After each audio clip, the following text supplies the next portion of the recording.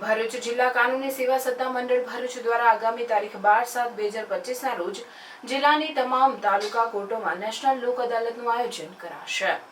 લોક અદાલત અંતર્ગત ફોજદારી સમાધાનપત્ર કેસો, નેગોશિયેબલ ઇન્સ્ટ્રુમેન્ટ એક્ટ મુજબના ચેક બાઉન્સના કેસો, બેંક રિકવરી દાવા, MACPના કેસો, લેબર તકરારના કેસ, લગ્ન વિષયક તકરારના કેસો, વીજળી અને પાણીના બિલના સમાધાનપત્ર ન હોય તે સિવાયના કેસો, કૌટુંબિક તકરારના કેસો, જમીન સંપાદનના કેસો, સર્વિસ મેટરનર પે અને અલાઉન્સીસ તથા નિવૃત્તિ લાભના કેસો, સિવિલ કેસો જેવા કે ભાડુઆત હક, સખાધિકાર હક, મનાઈ હુકમના દાવા, વિશિષ્ટ દાદના દાવા, મિલકત વહેંચાણના દાવા વગેરે પ્રકારના કેસો માટે નેશનલ લોક અદાલતનું રાષ્ટ્રીય કાનૂની સેવા સત્તા મંડળ અને ગુજરાત રાજ્ય કાનૂની સેવા સત્તા મંડળના માર્ગદર્શન હેઠળ આયોજન કરાશે।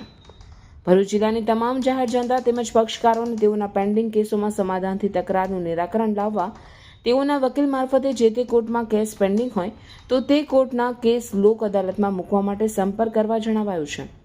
લોક અદાલતમાં સમાધાનથી કેસનો નિકાલ લાવી શકે છે।